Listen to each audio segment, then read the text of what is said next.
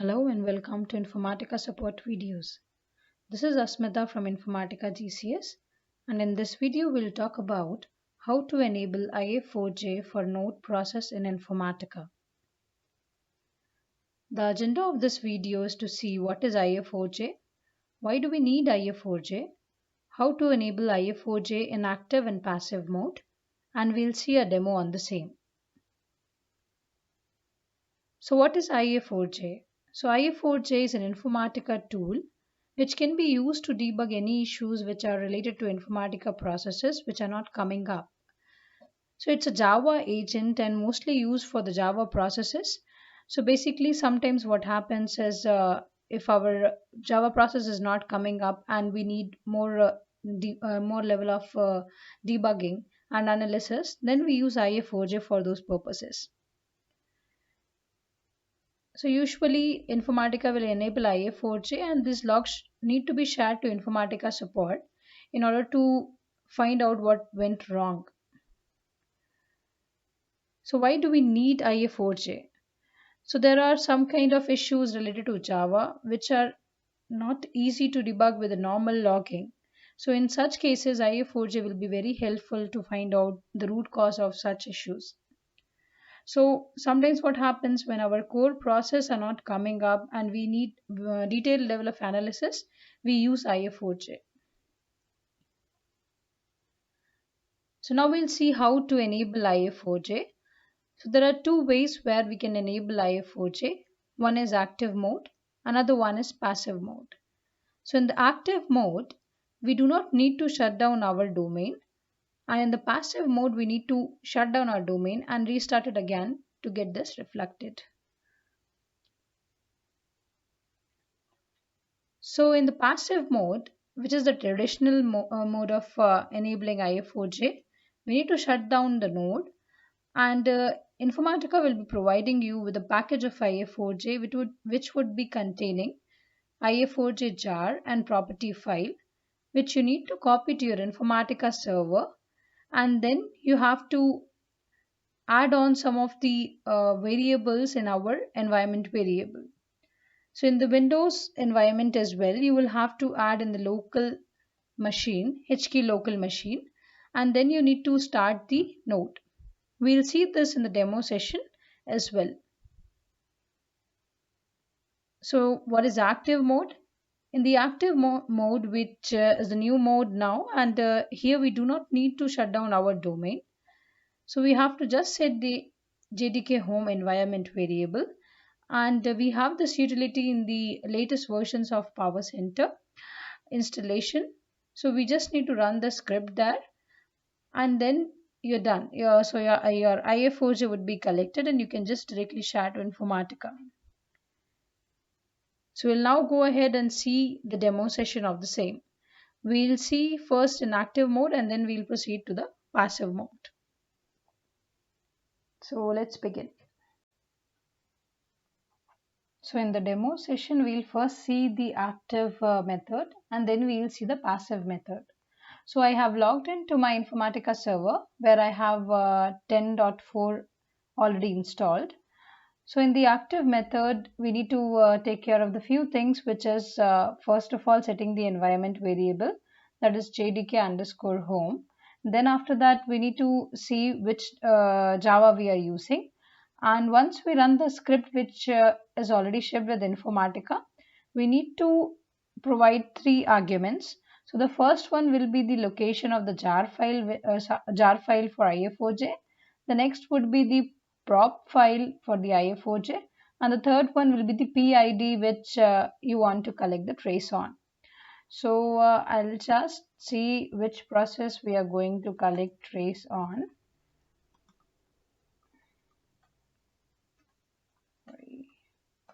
And we'll just grep on Java process. Okay, so we'll see the first one itself. So here the PID is 5122. So I'll just clear the screen here, and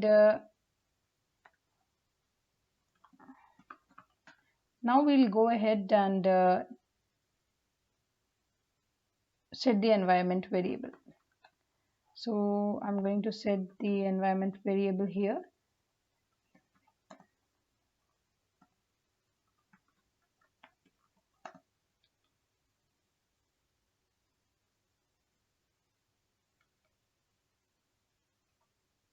Okay, so let's verify.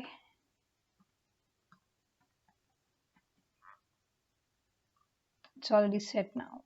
So now we will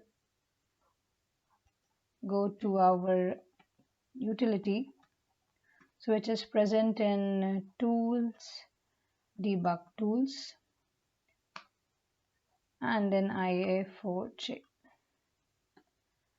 So here we will have a list of 4 files: the jar, the prop file, script, and the setup file. So now we'll try and run the script. So we have to run this particular script.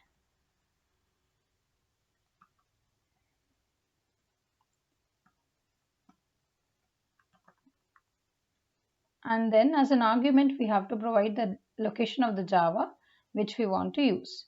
So I'm providing this location. So here it will ask for the ia4j.jar. So I'll just provide this location here.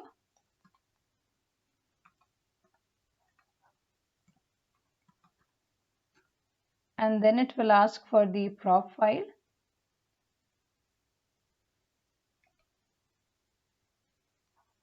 Let me just, okay, I think I copied the wrong one.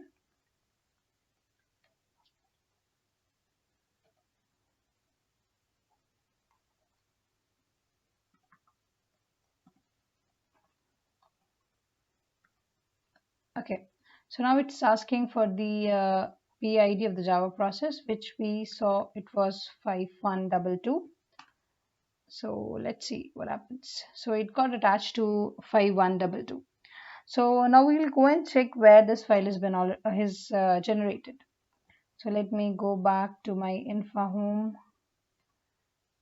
tomcat bin directory. So here we'll see that this file has been already generated. So this is the active method of generating the IF4J. Now this file you can share to Informatica support for further analysis. Now we'll see how to do it when we are using the passive method. Okay, so now we'll see the passive mode of enabling IF4J. So in this passive mode, what we have to do is we need to first of all bring down our Informatica services. So as you see, I have already brought down my services and the services are not running as of now. So then we'll verify whether any process is still up or not.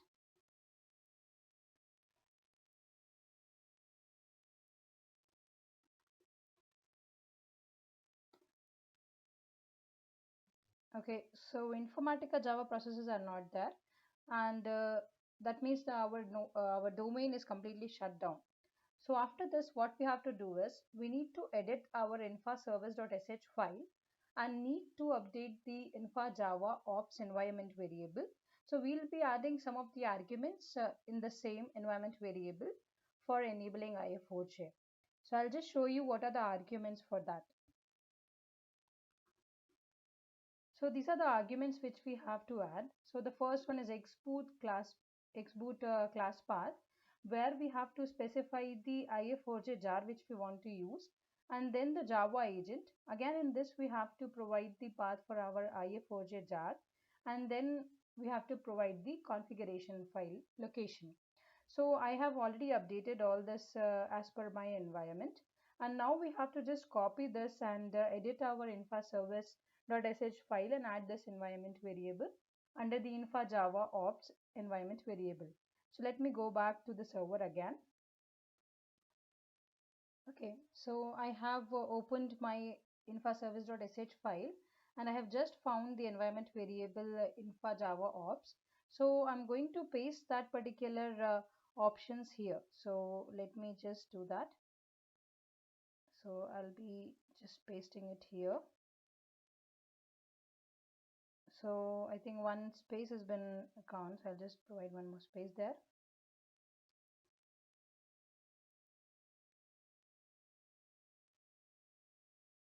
So after updating this, we just have to save these changes.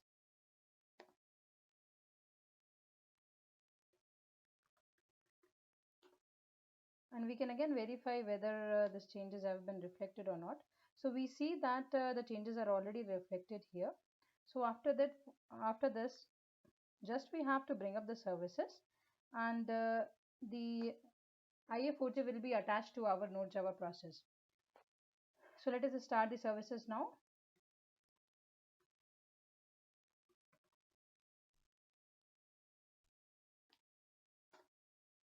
So by the time our services are getting started, I'll inform you that there are different environment variables depending upon the process which you want to collect IF4J on. So since it is the Node.java process, I am updating this particular parameter. It may vary for admin console process or any other process. So depending upon the scenario, we need to edit this particular file. Also, this method is useful when there are issues while starting the Java process. So there are scenarios where we see that the issue is while starting the Java process. And in those kind of situations, we prefer enabling basically the passive method of IF4J. So if there is some issue with the while execution in between of the execution of that process or any class, then we prefer the active mode of enabling IF4J. So let's see whether our processes got started or not.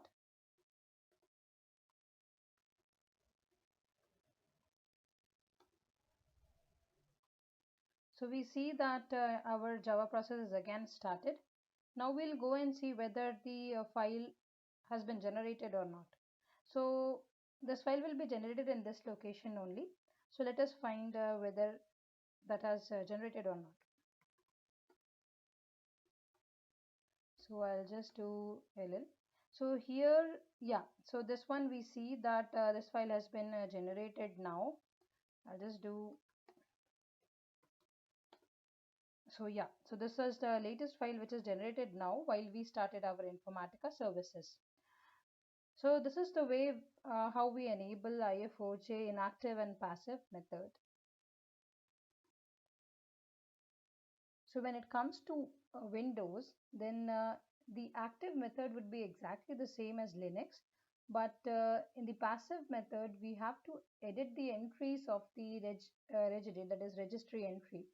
So basically you need to go to H key local machine and inside that system and then current control set, and then you have to find out the Informatica services in that. So we'll try to find that out.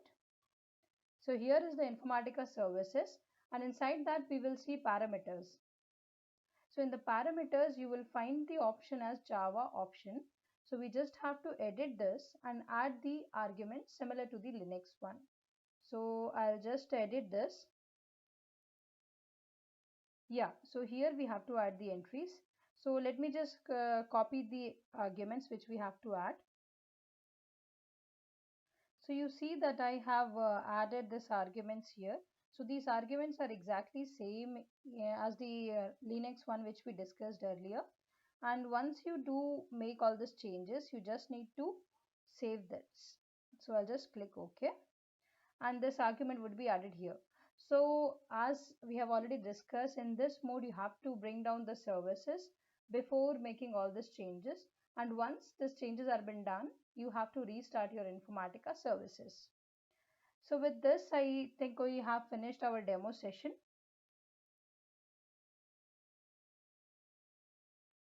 Please note that the IF4J instrumentation has to be done once the Informatica support recommends you to do this, and share the files with the Informatica support. So you can always refer to our knowledge base articles in case of any issues. Also, you can refer to our command reference guide, which is given in the slide. We would love to hear from you. You can always write to us on supportvideos@informatica.com or tweet us on InfaSupport. I hope the session was helpful for you. Thank you so much for your time.